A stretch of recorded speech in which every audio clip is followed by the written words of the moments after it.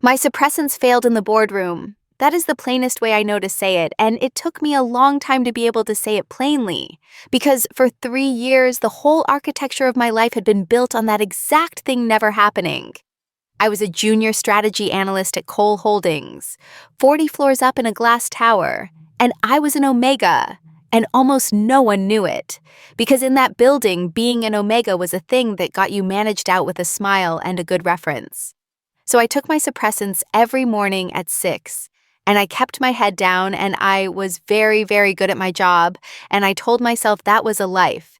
And then, on the single most important morning of my career, in the middle of the board's vote on the merger, I had spent 8 months building, 3 years of chemical armor cracked open all at once, and I went into heat in front of the entire executive board of the company. If this story stayed with you, hit subscribe so the next one can find you. Stay close. I felt it rise through me like heat through glass, and I knew every alpha at that table could scent exactly what I was, and I watched my whole life end in about 11 seconds. And then the CEO stood up, Adrienne Cole, the coldest woman in the building. She rose from the head of the table, and in that low voice that never rises, she cleared the entire room. And when the doors closed and it was only us, she did the one thing no rule of that room said she had to. She put herself between me and the glass, and she said only to me, "I've got you." If you want to hear uncensored, too hot for YouTube stories, check out my Patreon in the description. Tell us where you are watching from and subscribe. Let me back up.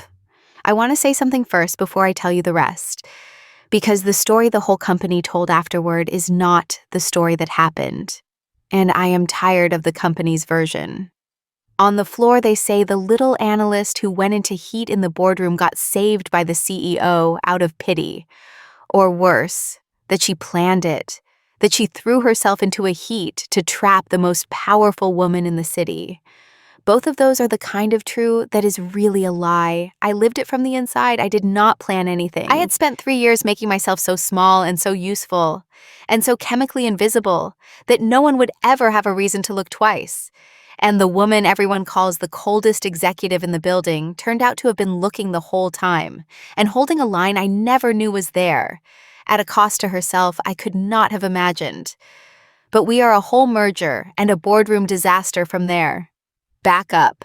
M-pills, and the exact and careful nothing my life was, right up until the morning it cracked. 3 years ago, I made a decision that I thought was survival, and I now understand was a slow kind of disappearing. I graduated top of my class, and I was an Omega, and I watched every Omega I knew get quietly steered into the soft dead-end roles, the support desks, the wellness committees, the smiling front-of-house jobs, while the analyst seats and the strategy rooms went to alphas and the occasional careful beta. So I made myself a careful beta. I got on the strongest suppressants a clinic would give me. I scrubbed every trace of what I was, and I walked into Cole Holdings as a blank, hard-working nobody with no scent and no story, and I got the analyst seat. And I was good. I was better than good. I could read a company's numbers the way some people read a face. And within 2 years, I was building the models behind deals that moved the whole firm. And every single day of it, I took my pill at 6, and I kept my head down, and I told no one anything true. Because the one thing I knew for certain was that the day Cole Holdings learned what I was, all of it, the seat, the work, the life, would be gone. I was not living. I was maintaining a disguise with a very good view. The pen was my mother's. I should tell you that here, because it matters later. My mother was an Omega too, in a smaller and harder time. And she spent her whole life being managed out of rooms she was smarter than. And when she died, she left me almost nothing, except a slim silver fountain pen that some executive had once given her as a consolation for a promotion she did not get. She kept it her whole life, not out of love for the man who gave it, but because she said a person should carry one fine thing that proves they were in the room. I clipped it into my breast pocket every morning under my blazer, over my heart. And when the floor got sharp or a meeting got cruel, I would close my hand around it and click the cap once, twice, and count my breath, and remember that I was in the room. It was the only true thing I brought to work, everything else about me at Cole Holdings was a careful lie. The pen knew what I was, even when no one else did. I noticed Adrienne Cole the way you notice weather. You could not work at Cole Holdings and not be aware of her. She owned the top floor, and half the skyline in every room she walked into rearranged itself around her without being asked. The whole company was a little afraid of her, and the fear was the lazy kind. The kind people feel about anything precise and quiet and unreadable. They called her the ice in the executive suite. They said she had never raised her voice and never needed to. They said she had fired a director once with a single sentence and gone straight back to her coffee. And for my first 2 years, she was simply the cold sun the whole building turned toward, distant and enormous and nothing to do with a junior analyst 3 floors down. I built models that reached her desk. I never reached her. And I told myself I preferred it that way, because a woman who could read a company like that could surely read a disguise, and mine was the only thing keeping me employed. It changed, the way these things do, over something small. 8 months before the boardroom, I was pulled onto the merger, the biggest deal the firm had ever attempted, because I was the only analyst who had flagged, in a footnote no one read, exactly why the obvious version of the deal would fail. And the merger was the CEO's project, her personal one, which meant that for the first time in 3 years of careful invisibility, I was in rooms with Adrienne Cole, small rooms, late rooms, and I learned fast that the woman the building was afraid of was not the woman in those rooms. In those rooms, she was quick and exact, and she listened to a junior analyst's objection as if it were the only thing worth hearing in the whole tower. And when I was right, which on the numbers I usually was, something would move at the very corner of her mouth, a fraction of a fraction, gone before you could name it. And she pressed her thumb to the watch on her wrist when she was thinking. And she smelled, faintly, under the cold office air, of cedar and bergamot and something like warm iron. I noticed that last part the way you notice the ground giving way. An omega on suppressants is not supposed to be able to scent anything. I could scent her. And I told no one, least of all myself, what that meant. I want to be honest about the 8 months because the honesty is the whole point. I did not fall for Adrienne Cole the way the company later decided I had, all at once and on purpose. A scheme. I fell the slow way, the way you go bankrupt gradually and then suddenly, over late models and corrected assumptions and the particular quality of her attention, which was total, and which I had never had from anyone in my adult life.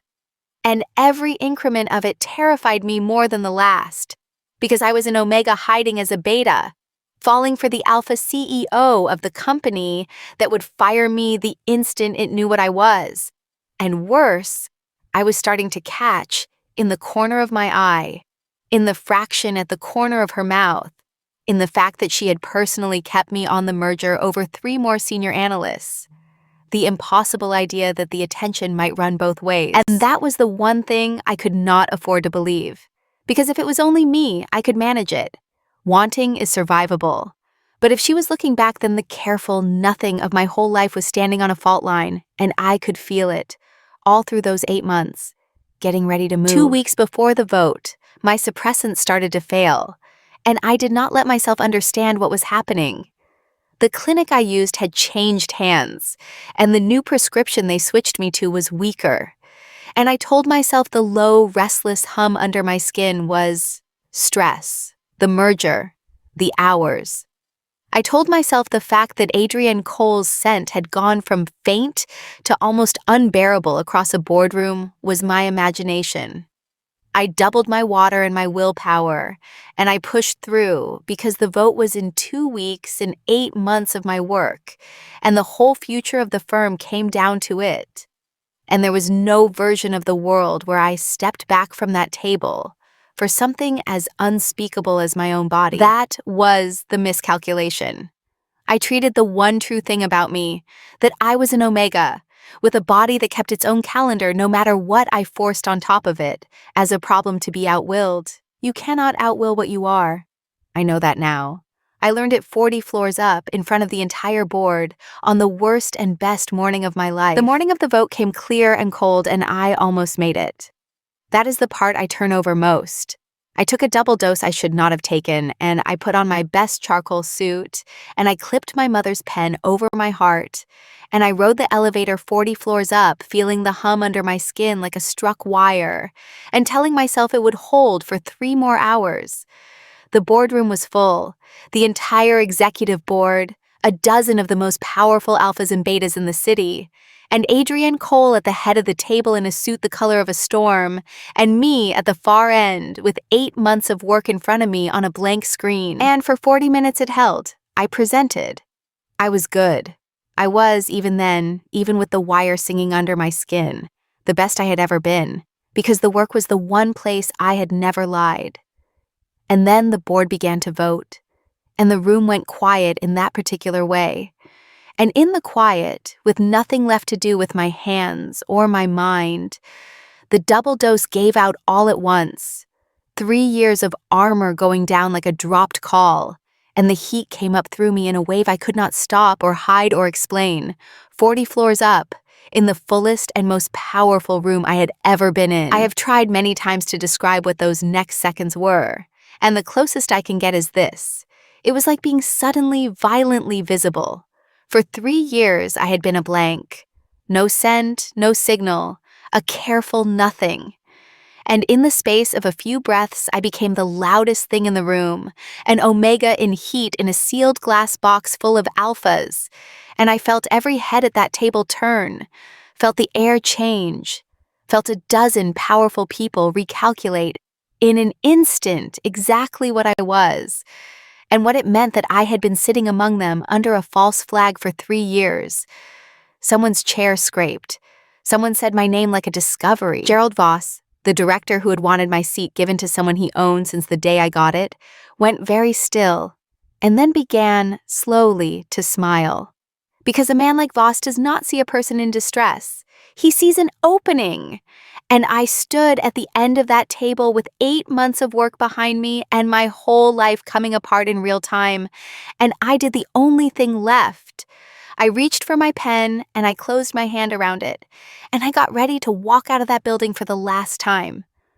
And then, from the head of the table, in a voice that did not rise, Adrienne Cole said, "Everyone out." She did not say it loudly. That is what I remember.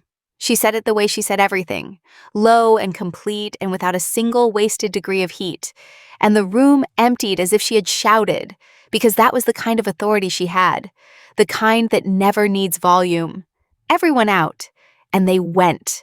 A dozen of the most powerful people in the city gathered their things and filed out of that boardroom under her flat gray gaze. And Gerald Voss went last and slowest, still with that opening in his eyes, and he said something to her at the door, low, that I could not hear, and she answered him without looking at him. 3 or 4 words, and whatever they were, they took the smile off his face for exactly as long as it took the door to close behind him. And then it was only us, the whole board gone, 8 months and 3 years, and my entire carefully built life in ruins on the floor of a glass room 40 stories up. And the coldest woman in the building standing at the head of the table, looking at me, an omega in heat, exposed, finished, with an expression I had never once seen on her and did not have a name for. I braced for the thing I had spent 3 years dreading. I was an omega who had lied my way into her company and gone into heat in her boardroom and blown up the most important vote of her career. And she was an alpha with every rule and right and optic on her side, and I stood there with my hand around my mother's pen and waited for her to be what the building believed she was, cold, precise, and done with me. Instead, she crossed the room, slowly, the way you approach something you do not want to startle, and she did not come at me. She came around. She put herself between me and the wall of glass and the emptied table and the door Voss had gone out of. She put her own body between me and the whole rest of the world, and she stopped a careful arm's length away, close enough to shield and no closer. And I understood dimly through the roar under my skin that she was not moving toward me. She was standing guard, and she looked at me. And for the first time in 3 years, someone at Cole Holdings looked at me and plainly, completely knew what I was, and did not flinch from it. And she said, low, only to me, in that voice that never rises. "I've got you. Breathe. I've got you." She got me out of the building without anyone seeing anything more than they had already seen. I will not pretend I remember all of it clearly, because a heat is not a clear-headed state, and I was in the worst of it, but I remember the shape of what she did. And the shape of it is the whole reason I am telling you this story instead of a different, uglier one. She did not touch me. That is the thing. An alpha and an omega in heat, alone in a locked room, with every instinct and every rule of that world saying she could. And she kept the arm's length she had set, the entire time, like a line drawn in steel. She took off her own suit jacket and held it out for me to put around my shoulders, so that I was covered and my scent was muffled. And she walked me to her private elevator with her body between me and every open door. And she put me in a car. And she gave the driver an address that was not the office and not, I would learn hers, but a quiet company flat kept for visiting executives, where I could be safe and alone and unreachable until the worst of it passed. And at no point in any of it did she ask me for a single thing. She just got me to safety and closed the door, and left me the dignity of falling apart in private. It was the kindest thing anyone had ever done for me, and she did it for an omega who had lied to her for 3 years. I spent 3 days in that quiet flat, riding out a heat alone and doing the hardest thinking of my life. Because somewhere under the roar, in the clear, cold hours between, I kept running into a fact I could not get around. She had known. Not just guessed in the boardroom. Known. You do not move that fast and that exactly to shield a stranger. You do not have a safe flat and a private elevator route ready in your head. You do not keep your own line drawn in steel through an omega's heat unless you have thought, at some point, long before, about exactly this, and decided in advance who you were going to be when it happened. Adrienne Cole had not been surprised by what I was. She had been prepared for it, which meant the coldest woman in the building had known, for some part of those 8 months, that her best junior analyst was an omega hiding on suppressants, had known and said nothing and done nothing, and simply quietly kept me safe and kept my seat and kept my secret, and held whatever she felt about it behind that thumb pressed to that watch, at a cost I was only beginning to guess. She had been protecting me for months, from a distance, without ever once letting me know she was doing it. And I lay in that borrowed flat and understood that I had built 3 years of loneliness on the belief that no one could see me, and the one person who had seen me all along had chosen, over and over, to keep me safe instead of using me. It was Delphine Okafor who confirmed it, though she did it sideways, the way she did everything. Delphine had run Adrienne's executive floor for 20 years, and she was the only person in the building the CEO trusted completely. And on the 3rd day she came to the flat herself, with a bag of proper food and a change of clothes and no expression at all. And she sat with me while I ate, and she told me, without ever quite saying it, what I had already worked out. She told me that the merger vote had been postponed, not killed, that Adrienne had personally held it over the objection of the board on the grounds that the analysis was sound and the analyst was ill, and that she had dared any director in that room to make it about anything else. She told me that Gerald Voss was telling a different story up and down the building, and that Adrienne had spent 3 days making sure his story went nowhere. And then Delphine looked at me over her reading glasses, and she said the one thing she had come to say. She said, "I have worked for that woman for 20 years, and I have watched her give this company everything and keep nothing for herself. And I have never once seen her stand between it and a single person, the way she stood between it and you." She said, "Whatever you decide to do next, do it knowing that." And then she cleared away my plate and left me with it. I want to put one thing here plainly, because the company's version erases it, and I will not. Nothing happened in that boardroom that I chose, and nothing happened after it that she took. That is the whole moral center of this, and both halves matter. I did not throw myself into a heat to trap the most powerful woman in the city. I went into heat because I am an omega who tried to outwill her own body, and lost, in the most public way imaginable, and it cost me the disguise that was the only thing keeping me employed. And Adrienne Cole did not seize the moment a lesser alpha would have called a gift. She stood in a locked room with an omega in heat, and every rule on her side, and she kept a line drawn in steel, and asked me for nothing. Because, as I would only understand later, the one thing she would not do, the one line she had decided in advance never to cross, was to take anything from me on a day when I could not freely say no. The building thinks she rescued a schemer out of pity. The truth is the exact opposite of that in both directions. A woman I had lied to for 3 years spent that entire day protecting my dignity, my job, and my right to choose, and asked for nothing in return. And when my heat passed and my head cleared, I found I was not, as I had feared for 3 years, ruined. I was, for the first time in my adult life, seen. And I had a decision to make about what to do with that. I went back to work on the 5th day, which everyone told me was insane, and which I did anyway, because I have never in my life let a room decide for me whether I was allowed to be in it. I put on my charcoal suit and I clipped my mother's pen over my heart, and I rode the elevator 40 floors up into a building that now knew exactly what I was. And I felt every eye on the floor find me and reprice me, and I walked through it with my head level, because Delphine had returned my seat, and Adrienne had held my vote, and the least I could do with what they had spent on me was refuse to slink. And at the end of that first brutal day, when the floor had mostly emptied, a message reached my desk, in Delphine's careful hand, with no name on it. 2 lines, "The CEO would like to speak with you, only if you want to." And under it, smaller, "You can say no." And I sat at my desk in the emptying office with those 3 words under the summons, "You can say no." And I understood that they were not a formality. They were the whole thing. She had put the choice, again, deliberately in my hands. Every step of this, from the boardroom on, she had been handing me the choice and standing back to let me make it. So I made it. I picked up my pen and I went up. Her office at night was all glass and city and quiet, and she was standing at the windows with her back to the door when I came in, a slim silhouette against 10,000 lights, and she did not turn around right away, which I understood later was its own kind of courtesy. She was giving me the room, letting me choose how close to come.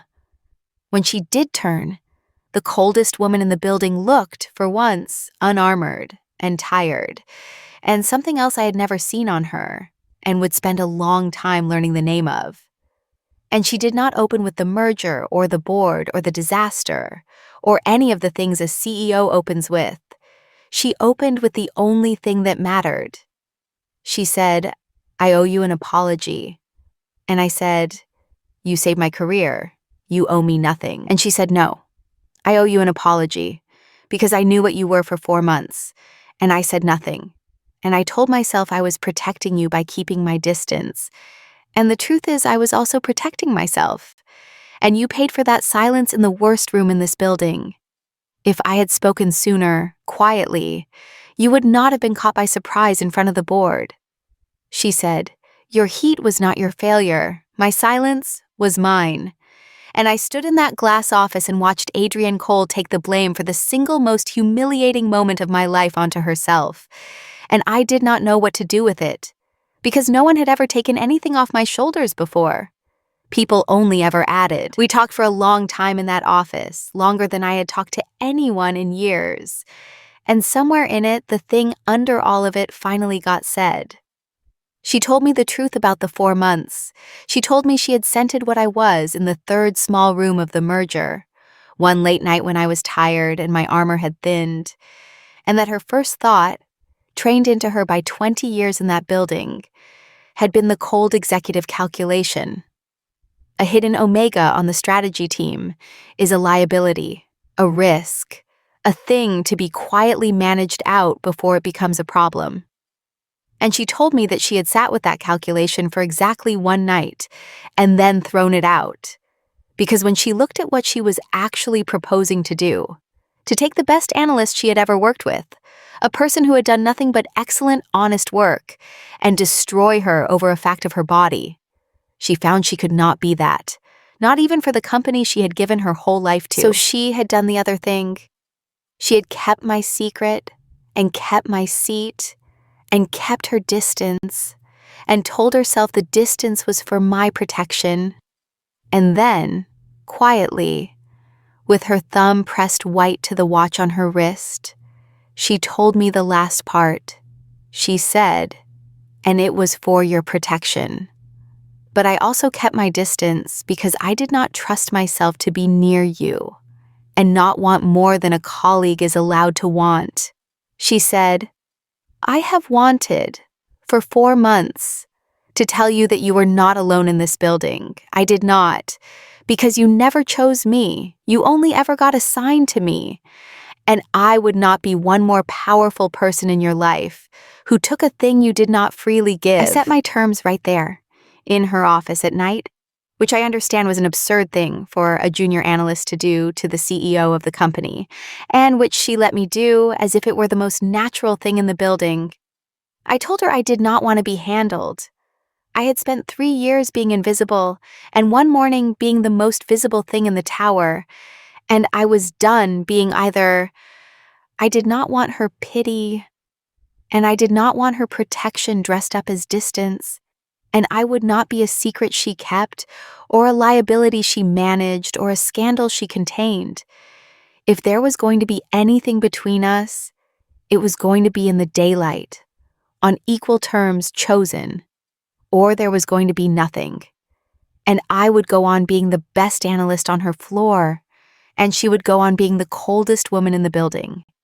And we would both survive it. And I braced for her to remind me of the distance between a CEO and a junior analyst, the optics, the impossibility. She did not. She stood in her glass office and she took my terms one by one, and she agreed to everyone. She would not handle me. She would not hide me. She would not decide for me. And then she said the thing that took the last of the ground out from under 3 years of my careful nothing. She said, "Then let me do this properly, in the daylight, at a distance you set, for as long as it takes, and let it be your choice at the end of it, and not the heat's and not the company's." She said, "I have wanted to be near you for 4 months. I can wait as long as you need to be sure it is me you want, and not just the first person who ever stood between you and the glass." So began the strangest and best season of my working life, conducted almost entirely at arm's length, in daylight, on my terms, inside a glass building that was watching us both like a held breath. She kept every single one of the terms. She did not handle me, and she did not hide me. She moved me, openly and on merit, off her personal merger and onto a seat of my own where no one could say I had been kept for any reason but the work.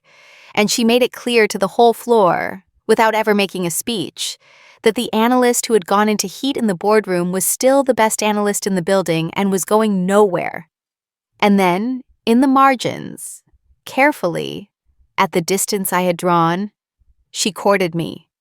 Not with the things a CEO could throw at a problem.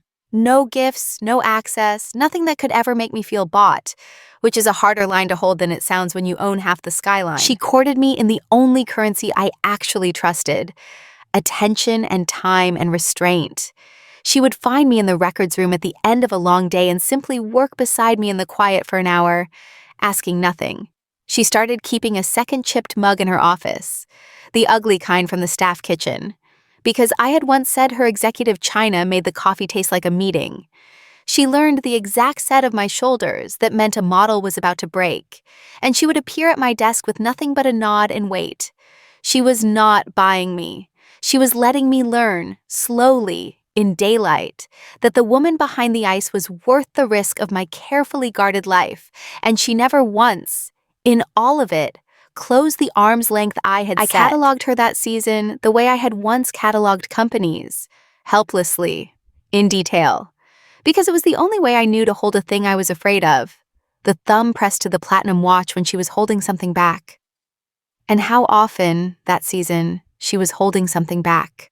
The single fraction at the corner of her mouth that was the closest she came, in public, to a smile, and how I learned to earn it. The way her slate gray eyes went a shade warmer in lamplight than they ever were in the boardroom, like steel holding the last of the day's heat, the cedar and bergamot and warm iron of her, which I could scent clearly now that I was off the failed suppressants and simply, quietly, an omega again, and which, I will be honest, was its own daily exercise in the restraint we had both promised. I told myself I was only being observant, the way an analyst is observant, but an analyst does not lie awake cataloging the exact weight of the moment a woman's cold eyes went warm, and I did, that whole season, and I told no one, and least of all her, because the arm's length was mine, and I was the one now holding the line. It was Delphine, again, who named the thing the two of us would not. She found me in the records room one late evening, working alone, and she stayed to drink a cup of the terrible staff coffee. And she watched me the way she watched everything, over her glasses. And then she said without any preamble that she had served Adrienne Cole for 20 years and had watched her build the coldest and cleanest reputation in the city. On purpose, brick by brick, because a woman running a company that size cannot afford to be seen to want anything. And then she said, and in 20 years, I have never seen her keep a second mug for anyone. She said, I am too old to watch two careful people guard a distance that neither of them wants, in a building that will gossip about it either way. And then she rinsed her cup and set it on the rack and told me good night and left the words sitting in the quiet records room with me. Because the truth Delphine had named was the truth I had been avoiding for a whole season. The arm's length was no longer Adrienne's doing. She had kept it because I drew it, and she would keep it, at whatever cost to herself, for exactly as long as I chose to stand behind it, which meant the only thing still holding me apart from the woman who kept an ugly mug in a glass office for me was me. I need to put one thing here plainly, because I have had a long time to be unfair to myself about it.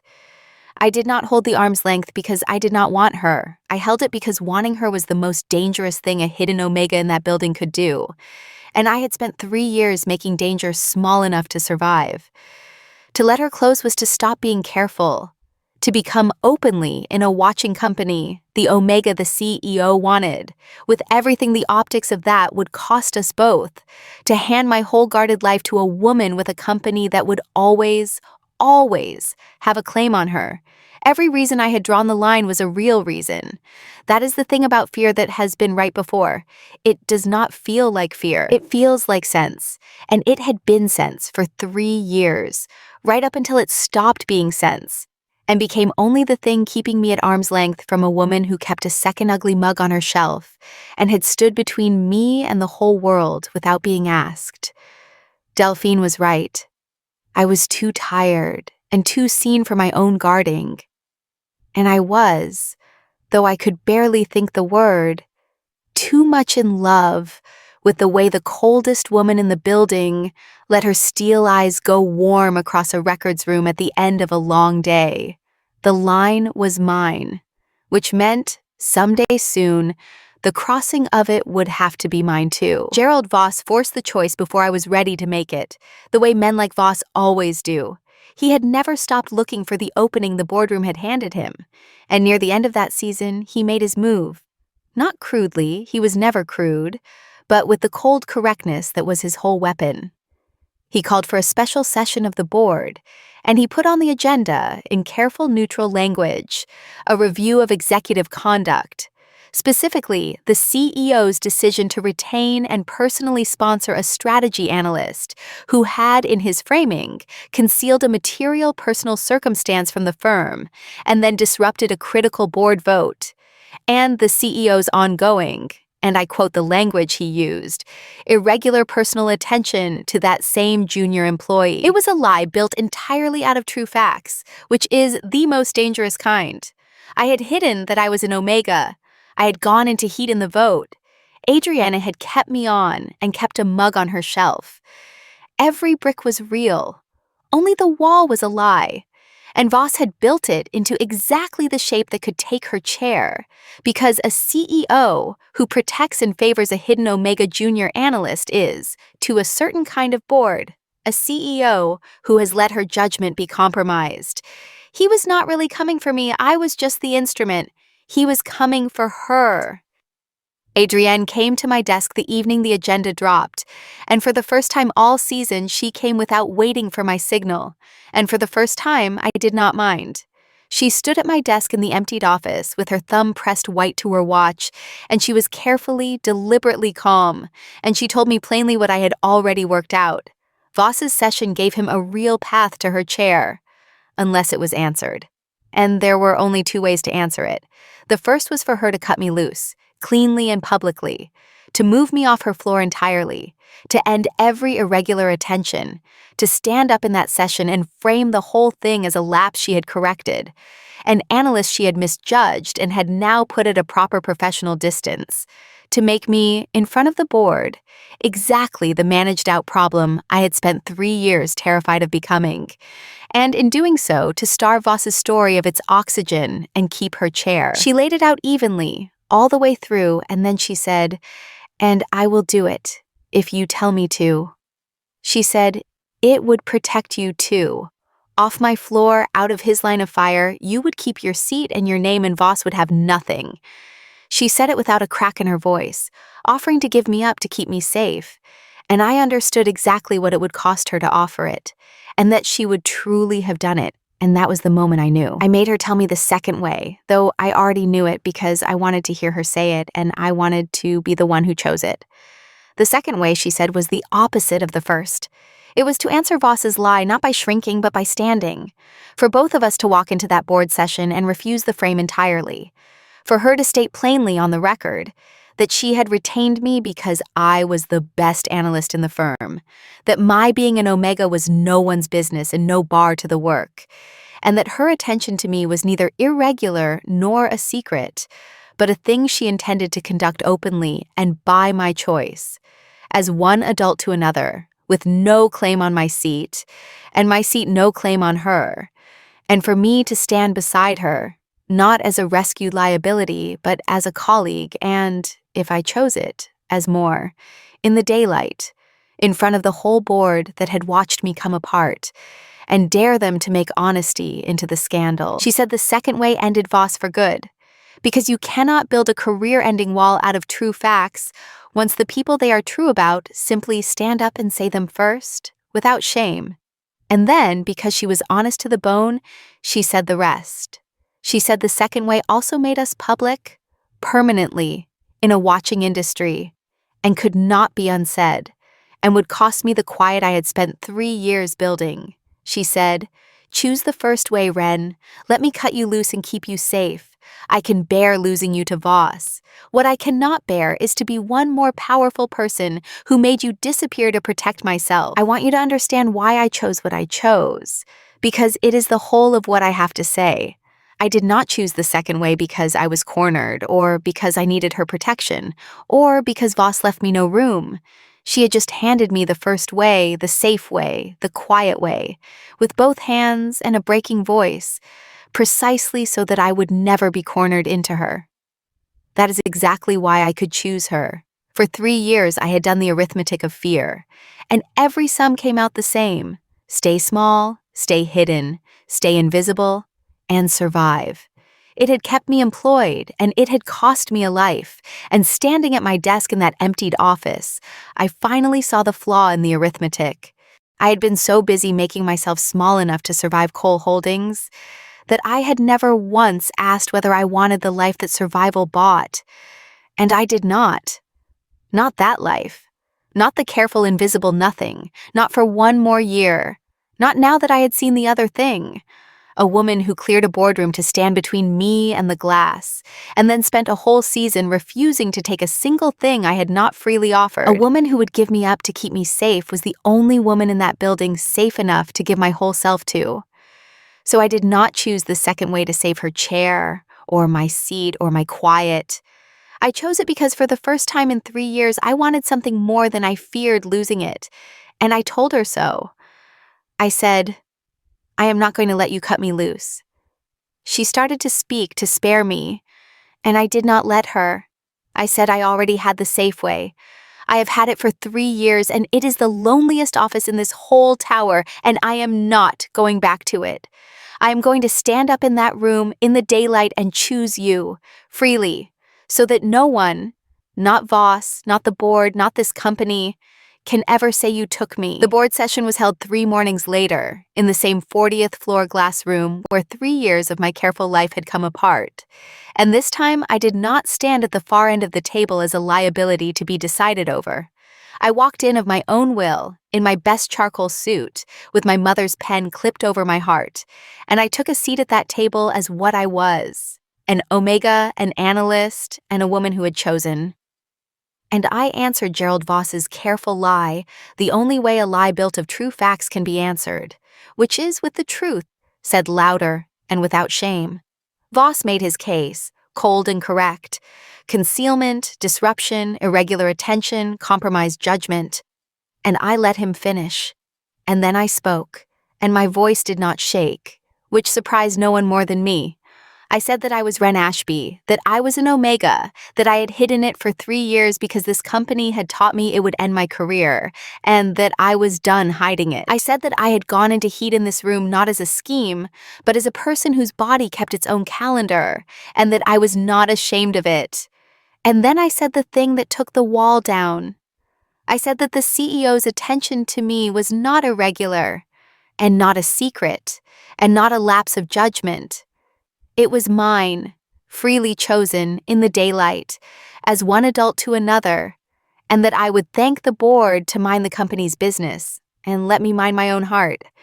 And I watched Gerald Voss understand that he had lost, not to a CEO's power, but to a junior analyst who simply refused to be ashamed of anything he had built his wall out of. Voss was gone from the board within the month. There was nothing left for him at a company where his one weapon, the shame of a hidden omega and the scandal of a wanting CEO, had been picked up by the 2 people it was aimed at and set calmly on the table in the daylight, disarmed. But I am getting ahead of the morning, because the morning did not end when Voss lost. It ended when the session broke, and the board filed out and left the 2 of us alone in that glass room, the same room where it had all begun. And Adrienne Cole crossed the arm's length that had stood between us since the day she cleared it of everyone but me. She did not stride to me. She came the last few steps the way she did everything that mattered, slowly, giving me the whole way every step to change my mind. And when I did not change my mind, she lifted her hand, the hand with the platinum watch, the one she pressed her thumb to when she was holding something back. And she set it, very gently, against the side of my face. That was all. One hand, at my jaw in the cold morning light, 40 floors up, in the room where I had lost everything, and found her. And I turned my face into her palm, into the cedar and bergamot and warm iron of her, and closed my eyes, and felt 3 years of holding my whole self at arm's length come down all at once, and I put my own hand up over hers, and held it there. She rested her forehead against mine in that glass room, and for a long moment neither of us said anything at all, because there was nothing that needed saying that the season had not already said. And then she drew back just enough to look at me, her slate-gray eyes gone warm the way they only ever went in lamplight, and she told me, quietly, only for me, the way she said everything that mattered, the thing she had been holding under her thumb all season. She said she had spent 20 years building the coldest reputation in the city on purpose, because she had believed all that time that a woman running something that large was not allowed to want anything for herself, that wanting was a liability she could not afford. She said, and then a junior analyst flagged a flaw in my merger, in a footnote no one read, and looked at me across a small room as if I were a person and not a chair. And I found out I had been wrong for 20 years. She said, I did not clear that boardroom to rescue you. I cleared it because the thought of a single one of those people looking at you like a scandal was the first thing in 2 decades I could not tolerate. And I thought of 3 years of my own careful nothing, and 20 years of hers, 2 disciplined women, each certain that what they were made them a liability, each holding a whole self at arm's length from the one person who saw them. And I understood we had both been running the same wrong sum from opposite ends of the same building, and that we were done, both of us, paying fear its interest. She said my name, just Wren. And I said hers for the first time, not the CEO's, not the ICE's, Adrienne. And it was the plainest and the largest thing I have ever said. People ask me still, in the elevators and the strategy rooms, what it was like to go into heat in front of the whole board and get saved by the coldest CEO in the city. Because that is the story the company tells now, the little Omega analyst and the ice in the boardroom that changed everything. And the company will tell it forever and never quite get it right. And I tell them the truth, which does not fit the story and never will. I was not saved and she was not cold. A woman I had lied to for 3 years stood between me and the entire world on the worst morning of my life, and then spent a whole season refusing to take a single thing I had not freely offered, at a cost to her careful reputation that I am still learning the size of. She did not rescue a schemer out of pity. She disarmed my worst fear by simply, patiently, in the daylight, being the one powerful person in my life who handed me the choice instead of making it for me, over and over, from the boardroom to the board session, until a woman who had never once chosen anything for herself learned how.